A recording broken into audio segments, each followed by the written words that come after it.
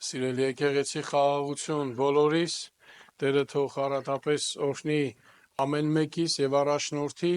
իր Սուրբ Հոգիով իր կենթանի խոսքը լսելու եւ հնազանդվելու իր կենթանի խոսքին, որ օրհնյալ է հավիտյանս հավիտենից ամեն։ Սիրելիներ, այսօր միասին շարունակելու ենք կրկին հայտնության գրքին ուղված քարոզաշարքը, որ բավականին երկար ժամանակ է այս քարոզաշարքի մեջ ենք, եւ այսօրվա քարոզը 3 գլուխներից պիտի լինի, 16-րդ գլուխ, 17-րդ գլուխ եւ 18-րդ գլուխներից, բայց հիմնական հատվածը քարոզների հիմնական կարևորագույն միտքը, որ կուզեմ յուրաքանչյուրիս միտքը կենտրոնացնենք, այս համարն է, որ էկրանի վրա դուք կտեսնեք։ Վերնագիրն է արդար դատաստան։ Սիրելի եկեղեցի, թեև Աստվածաշունչը հույսի եւ փրկության գիրք է, այն նաեւ խոսում է եւ նկարագրություն է տալիս եւ զգուշություն է տալիս յուրաքանչյուրին դատաստանի մասին։ Քանի որ Աստված սիրում է արդարությունը, ապա նա պետք է ատի մեղքը ու անհավատությունը։ Նա սիրում է ճշմարտությունը եւ ատում է կեղծիքը։ Նա սիրում է բարին եւ ատում է չարը։ Նա պարգևատրում է հավատքի համար եւ դատում է անհավատությունը, որպես Աստծո զայրույթի վերջի դատարկում գավաթների դատաստանները կլինեն ավելի խիստ, քան բոլոր նախորդ դատաստանները։ Նրանց խստությունը ցույց է տալիս, թե ինչպիսին է Աստծո վերաբերմունքը նրանց նկատմամբ, ովքեր անընդհատ եւ դիտավորյալ շարունակաբար մերժում են կենթանի Աստծուն։ Հայտնության 16-ից 18-րդ գլուխները նկարագրում են վերջնական դատաստանը աշխարհի մեղավոր համակարգի նկատմամբ, որը կոչվում է Բաբելոն։ Բաբելոն որպես խորհրդանիշ ամբողջ Աստվածաշնչի մեջ ներկայացնում է մարդկանց ամբարտավանության, կեղծ կրոնների, դիվային համակարգի եւ աշխարհիկ փառքի կենտրոն, որը ըմբոստացած է Աստծո դեմ։ Ուրեմն հայտնության 16-ից 18-րդ գլուխները ցույց են տալիս այս համակարգի տապալումը եւ Աստծո հաղթանակը։ Ուրեմն հիմնական միտքը հետևյալն է, որ Աստծո արդար դատաստանը անխուսափելի է ամեն մեղավոր համակարգի համար։ Աստծո դատաստանը զգուշացնում է ապաշխարության անհրաժեշտության մասին եւ հորդորում է հավատացյալներին մնալ արթուն ու հավատարմություն ցուցաբերել մինչև վերջ, մինչև իմա հավատարմություն ցուցաբերել։ Սիրելիներ, քարոզը բաղկացած է 3 հիմնական կետերից եւ առաջինը 16-րդ գլուխ։ Աստված արդար է եւ ահա նա գալիս է։ Ոմանց համար սա կլինի մխիթարական խոսք, ոմանց համար հանդիմանության եւ խրատի։ Եվ տեսնում ենք այս գլխի մեջ, որ թափվում է այս 7 սափորները եւ ամեն սափորը թափելիս դատաստան է կատարվում երկրի վրա։ Առաջի սափորը նկարագրում է հետեւյալը, որ չար ու ցավոտ վերքերը միայն նրանց վրա են գալիս, ովքեր ունեն գազանի նշանը եւ նրան են երկրպագություն անում իրենց կյանքի մեջ, թողնելով կենթանի Աստծուն։ Երկրորդ սափորը ծովը դառնում է արյուն եւ բոլոր կենթանիները մեռնում են։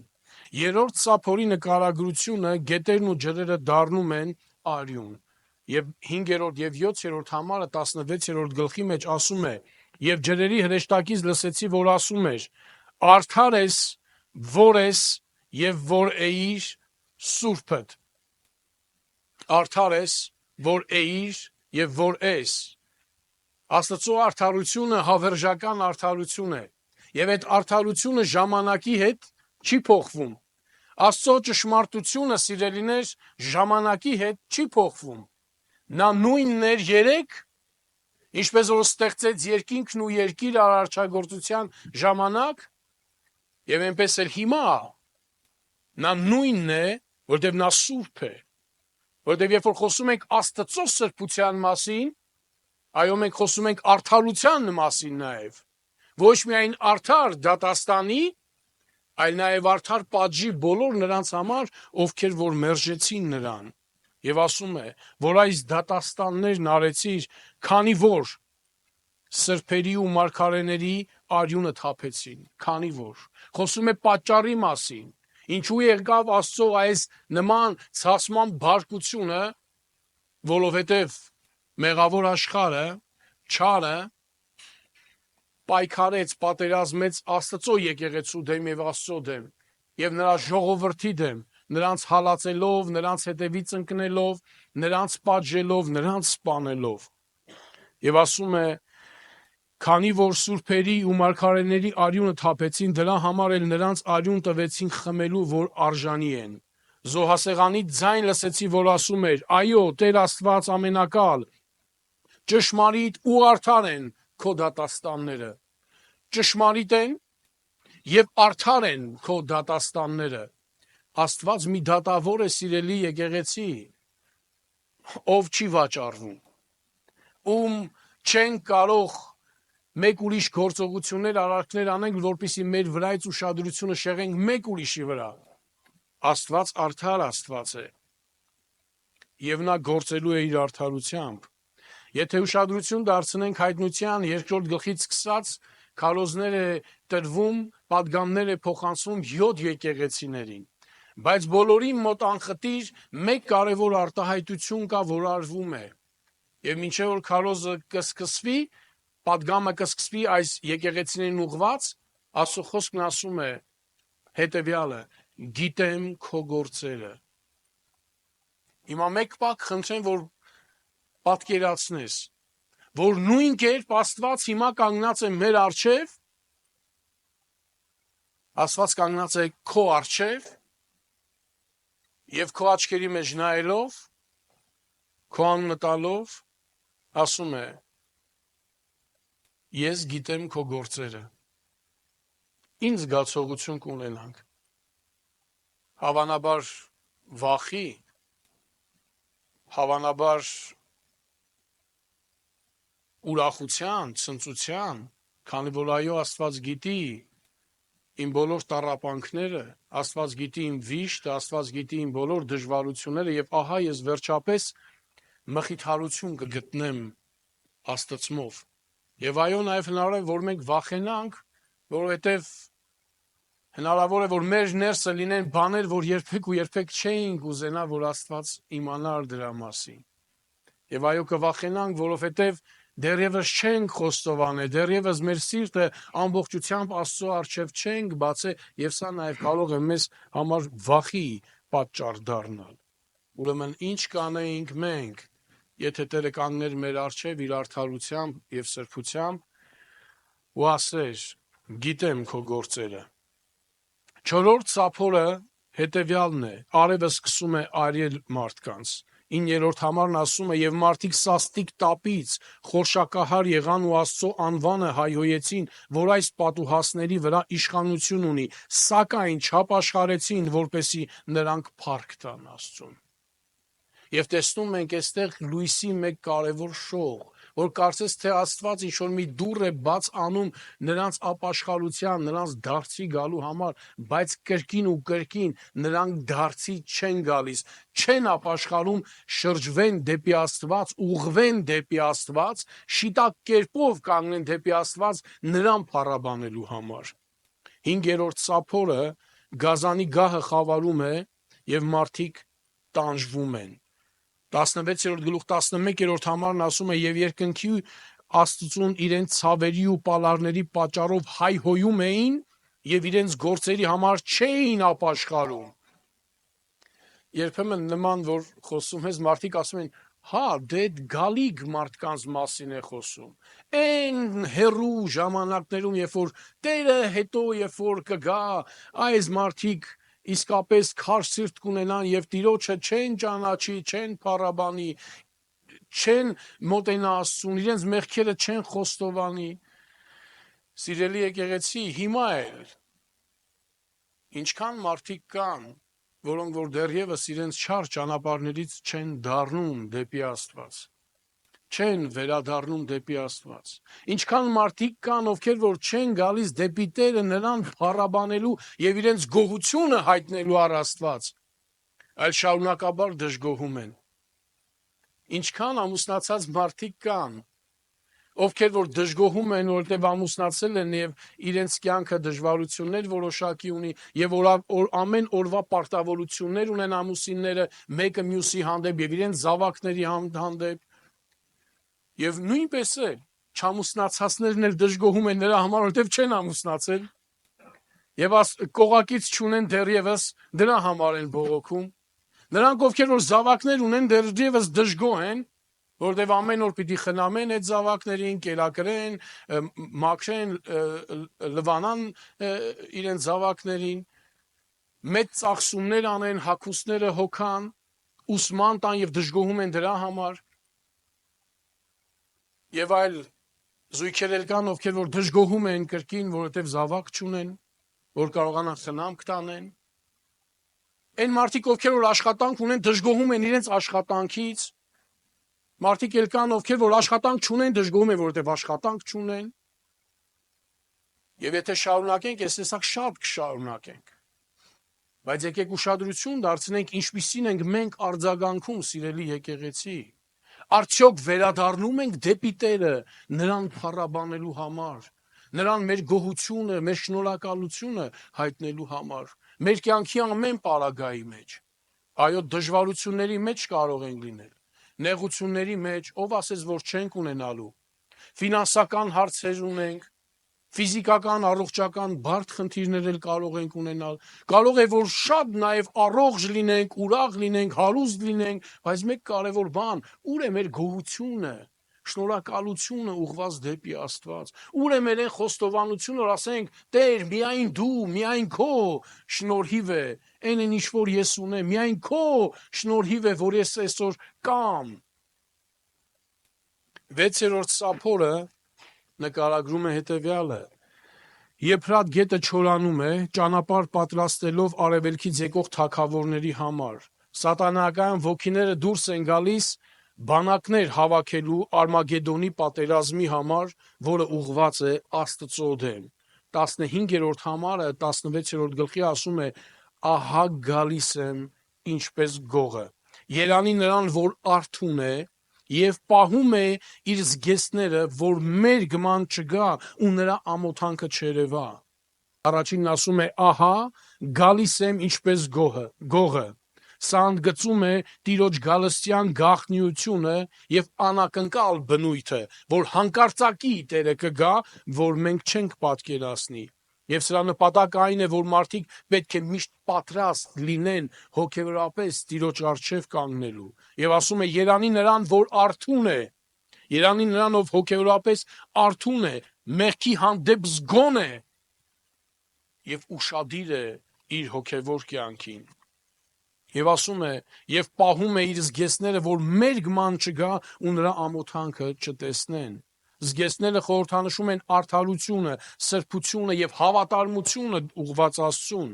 Մերգ լինելը խորհրդանշում է մեղքի մեջ ընկնելը, հավատքից շեղվելը եւ դեռևս չներված լինելը։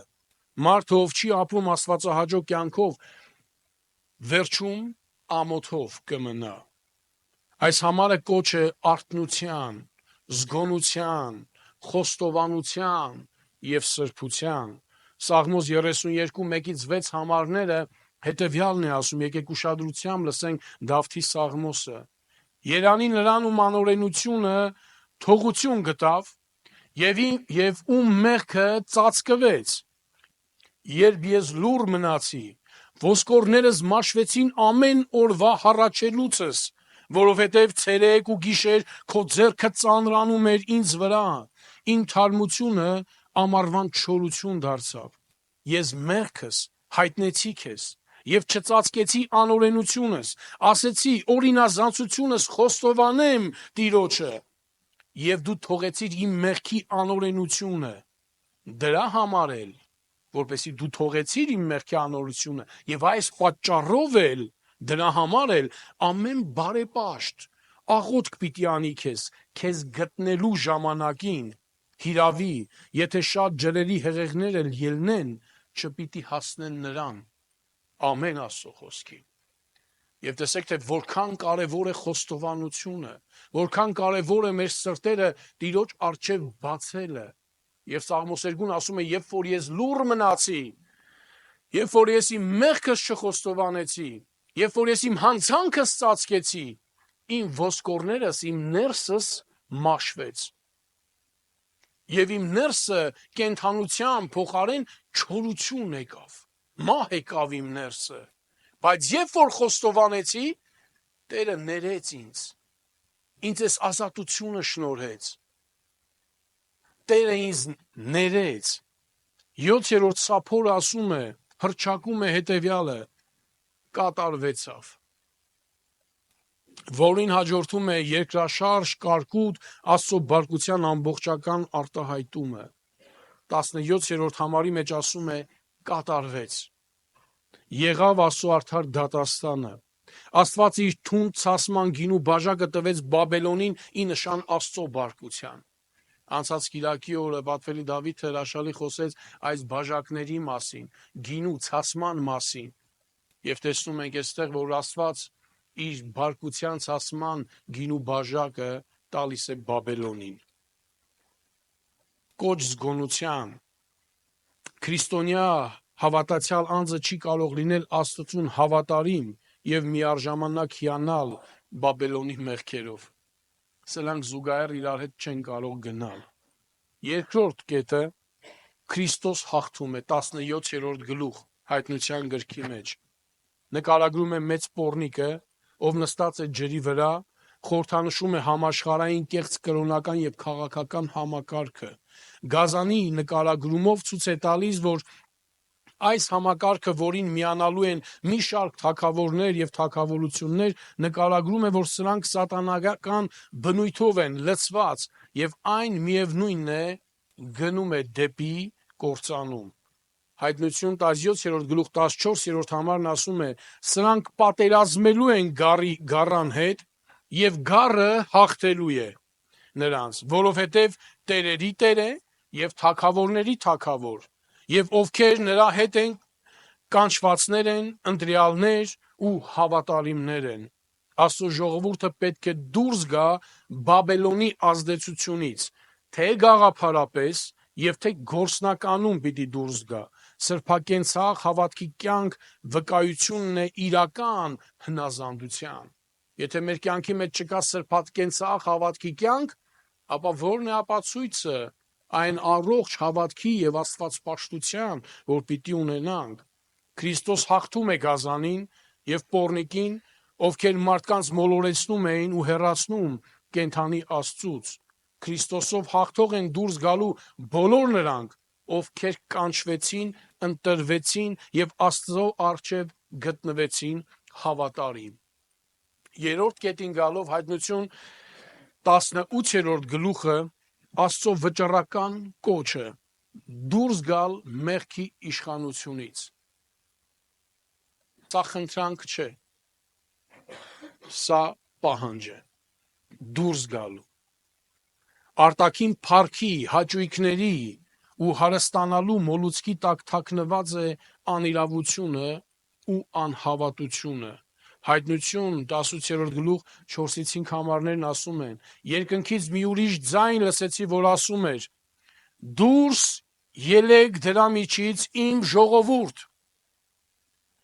Ինչու կարող ենք հարցնել։ Ինչու Աստծո ժողովուրդը մեղքի իշխանությունից պիտի դուրս գա։ Ինչու Աստծո ժողովուրդը Բաբելոնի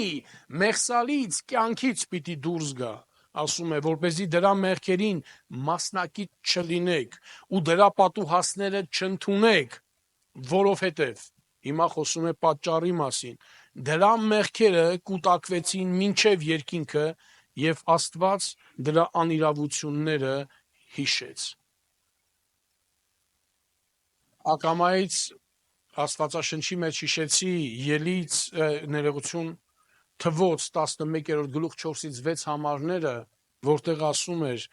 որտեղ Իսրայել ժողովուրդը բողոքում էր, երբ որ Աստված ժողովրդին Եգիպտոսի գերությունից հանեց, անապատով տարավ եւ ժողովուրդը դժվարությունների մեջ էր եւ բողոքն է նկարագրում այս համարների մեջ։ Նրանց մեջ գտնվող խառն ամբոխը շատ պահանջներ ներկայացրեց։ Իսրայելի որդիներն էլ լաց եղան եւ ասեցին. «Ով մեզ միս կտա ուտելու։ Մենք հիշում ենք Եգիպտոսում մեր ձրի կերած ձկները, վալունգները, սեխերը, պրասները, սոխերն ու սխտորները, հիմա մենք ուժասպառ ենք եղել, ոչ մի բան չկա, մանանայից բացի մեր աչքերը ոչինչ չեն տեսնում»։ Նրանք դուրս են եկել Եգիպտոսից, սակայն Եգիպտոսը դեռ նրանց սրտի մեջ էր։ Նույնը եւ հիմա կան մարդիկ, ովքեր որ ապաշխարում են, բայց դեռևս աշխարհի վարքն ու բարքը մնում է իրենց կենցաղի մեջ։ Բառացի ապաշխարել են, բայց գործնականում քրիստոնեական կենցաղավարության մեջ դեռևս կան աշխարհից եկած էլեմենտներ։ Աշխարհից կարծես թե դուրս է եկել ինքը, բայց դեռ աշխարհը կարծես թե իր սրտի մեջ է, որը արտահայտվում է իր բնավորության մեջ, արտահայտվում է իր արժեքների մեջ, արտահայտվում է իր նիստուկացի մեջ, իր վարք ու բարքի մեջ, եւ դրա համար մենք պիտի զգույշ լինենք։ Նրանք կանգնած էին ընտրության առջև, լինել Աստծո ժողովուրդ կամ հավերժ լինել եգիպտացիների ստրուկը։ Եվ նույնպես էլ մարդիկ, այո, ներկա մենք դժվարություններ կունենանք, որովհետև հոգևոր ճանապարհը դեպի Աստված գնացող ճանապարհը փշոտ եւ քարքարոտ է։ Մենք ընտրության առջև ենք, կամ այս դժվարին փշոտ քարքարոտ ճանապարհը ժամանակավոր կհաղթահարենք եւ հավիտենական Աստծո արքայության մեջ կմտնենք, կամ էլ ինքներս մեզ կտանք ժամանակավոր հաճույքների, բայց դրա փոխարենը կզրկվենք հավիտենական կյանքից։ Եբրայեցիներին ուղված նամակում ասում է, որովհետև համբերություն է պետք ձեզ, որ Աստծո կամքը անելով խոստմունքները ստանաք, որովհետև միայն մի քիչ ժամանակ էլ եւ նա որ գալու է կգա եւ չի ուշանա, բայց արդարը հավատքից կապրի, եւ եթե մեկը ետ քաշվի, իմ անձը նրան չի հավանի, իսկ մենք ետ քաշվողներիցը չենք, որ կորչենք, այլ հավատքիցն ենք, որ մեր հոգիները փրկվեն։ Շատ մարդիկ կան, ովքեր որ դժվարությունից ելնելով կարող են մեկ քայլ հետ կանգնել Աստծուց, մեկ քայլ հետ կանգնեն իր եկեղեցուց, բայց Պողոս առաքյալն ասում է, որ մենք հետ քաշվողներիցը չենք, մենք թույլ չենք, մենք վախկոտ չենք, մենք տկար չենք, այլ մենք զորավոր ենք Քրիստոսով, եւ մենք հետ քաշվողներիցը չենք, այլ մենք հավատքիցն ենք, որ մեր հոգիները կփրկվեն։ Չնայած աշխարհը թագավորում է անարդարությամբ, միևնույնն է Աստծո խոսքը, վերջին խոսքը Աստծուն է լինելու։ Նրա դատաստանը կատարյալ է եւ լինելու է ճիշտ ժամանակին եւ ամփոփելով սիրելիներ, Աստված արդար է եւ ահա նա գալիս է եւ Քրիստոս հաղթում է եւ կոչ է անում. դուրս եկեք Բաբելոնից։ Այս խոսքերը միասին ներկայացնում են հավատացյալի դիրքորոշումը վերջին ժամանակների մեջ, հնազանդություն, բաժանում մեղքից եւ վստահություն Աստծո հաղթանակի վրա։ Ուրեմն մեղքի վրա կառուցված որևէ համակարգ չի կարող կանգուն մնալ Աստծո առջև։ Բաբելոնը կընկնի, բայց նրանք, ովքեր հավատարմորեն հնազանդ են Աստծուն, կմնան կանգուն հավերժ։